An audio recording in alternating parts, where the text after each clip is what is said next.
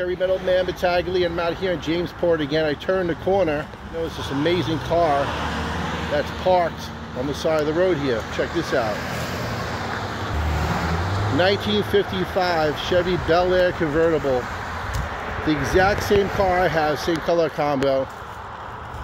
This car is awesome. How beautiful is this, guys? I went inside the restaurant where it's parked at, see if it was for sale, and the man and woman were basically eating. I didn't want to bother them, but this car is beautiful.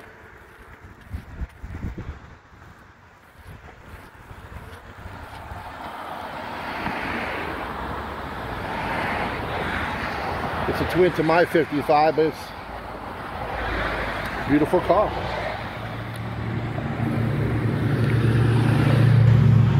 Can't get nothing better than this. Wow. Convertible too.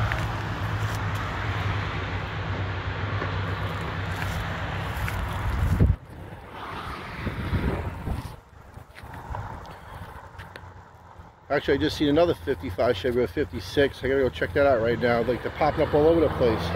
Guys, really enjoyed this video. Please like and share. Please leave some comments down below. This 55 Chevy convertible.